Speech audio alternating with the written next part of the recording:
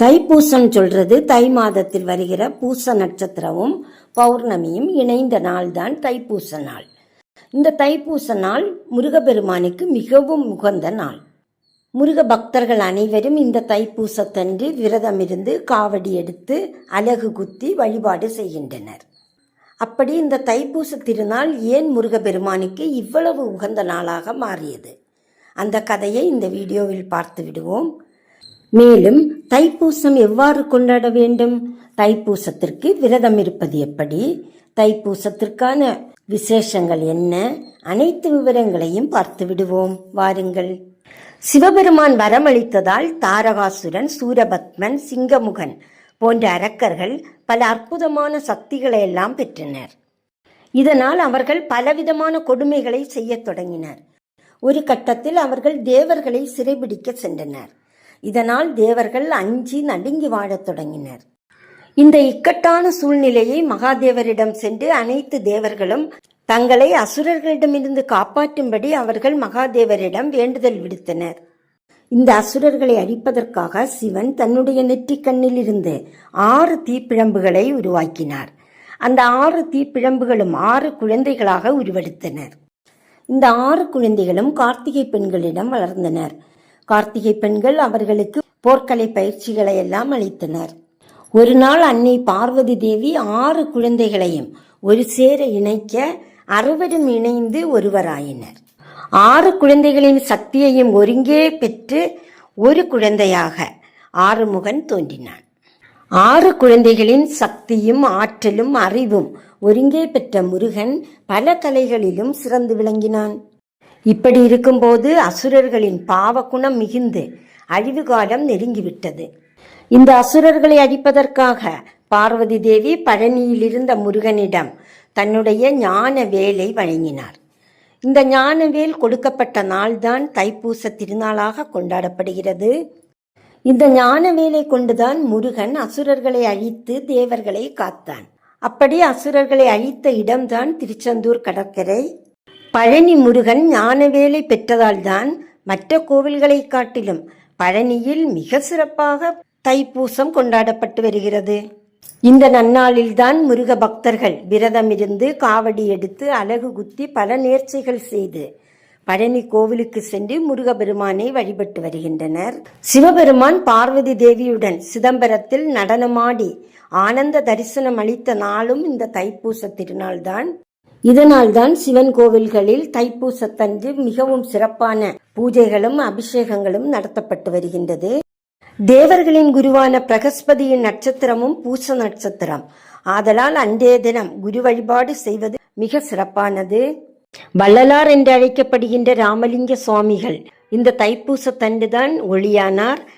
வடலூரில் இந்த திருவிழா மிக சிறப்பாக கொண்டாடப்பட்டு வருகின்றது. வேல் வேறு வேலன் வேறு அல்ல, சக்தியிடமிருந்து ஞான வேலை குமரன் பெற்ற நாள்தான் இந்த தைப்பூச நாள். மலேசியாவில் உள்ள பத்துமலை முருகன் கோவிலில் தைப்பூச திருநாள் மிக சிறப்பாக கொண்டாடப்படுகிறது. அதை பார்ப்பதற்காக பல்லாயிரக்கணக்கான மக்கள் பல நாடுகளில் இருந்தும் அங்கு செல்கின்றனர். அறுபடை வீடுகளில் 3ஆம் படை வீடுதான் பழனிமலை. இங்கே முருகன் ஆண்டி கோலத்தில் பக்தர்களுக்கு அருள்பாலித்து வருகிறார். முருகன் ஆண்டி கோலத்தில் வந்து நின்றதற்கு ஒரு கதை இருக்கிறது. கைலாயத்தில் சிவபெருமானும் பார்வதி தேவியும் வீற்றிருக்கும் வேளையில் அங்கே நாரதர் வருகின்றார். கையில் ஒரு ஞான பழத்தை கொண்டு வந்து சிவபெருமானின் கைகளில் கொடுக்கின்றார். சிவபெருமானோ அந்த ஞான பழத்தை வாங்கி பார்வதியின் கையில் கொடுக்க, பார்வதி தேவியோ அதை குழந்தைகளுக்கு கொடுப்பதற்கு முற்படுகிறார்.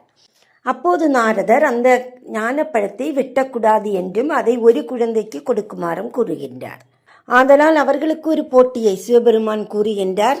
அதாவது இந்த உலகத்தை யார் முதலில் சுற்றி வருகிறார்களோ அவர்களுக்குத்தான் இந்த ஞானப்பழம் என்று. இதனை கேட்டவுடன் முருகன் மயில் வாகனத்தில் ஏறி உலகை சுற்றுவதற்காக புறப்பட்டு விட்டார். ஆனால் விநாயகரோ நாரதரிடம் ஒரு கேள்வியை கேட்கின்றார்.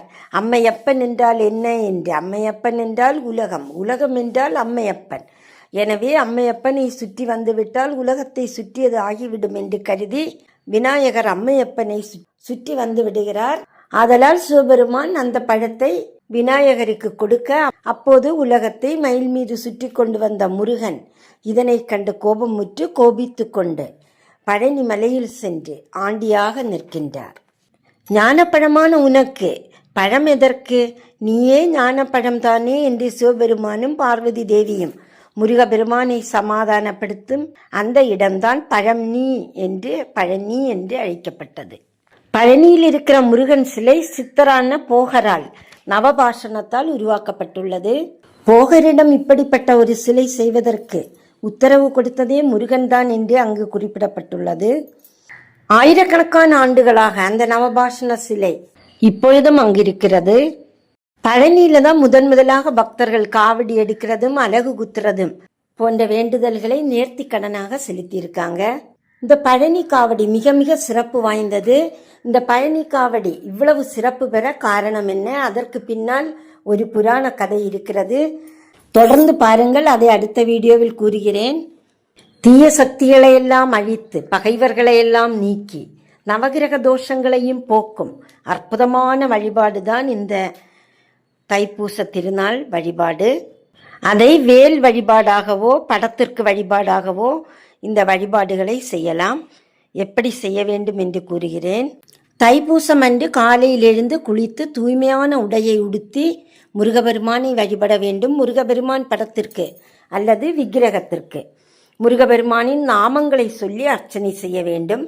வெற்றிலை, பாக்கு, பழம், தேங்காய் படைத்து நெய்வேத்தியம் செய்வது மிகவும் நல்லது. சிலர் அன்று முழுவதும் எதையும் சாப்பிடாமல் உபவாசம் இருப்பார்கள். சிலர் பாலும் பழமும் மட்டும் எடுத்துக்கொண்டு ஒரு பொழுது சாப்பிட்டு விரதம் இருப்பார்கள். தைப்பூசம் அன்றைக்கு முருகபெருமான் ஆலயத்திற்கு சென்றும் வழிபாடு செய்யலாம். அன்றைய தினம் தேவையற்ற வார்த்தைகளை பேசுவதோ கோபப்படுவதோ வீண் விவாதங்கள் செய்வதோ கூடாது. முருகபெருமான் நாமத்தை மட்டுமே மனமுருகி சொல்லிக் கொண்டிருக்க வேண்டும். முருகபெருமானை நினைத்து தைப்பூச விரதம் இருந்தால் பகை அழியும், நவகிரக தோஷம் நம்மை நெருங்காது, குழந்தை பேர் இல்லாதவர்களுக்கு குழந்தை பேர் கிடைக்கும், நீதிமன்ற வழக்குகள் சாதகமாக முடியும்.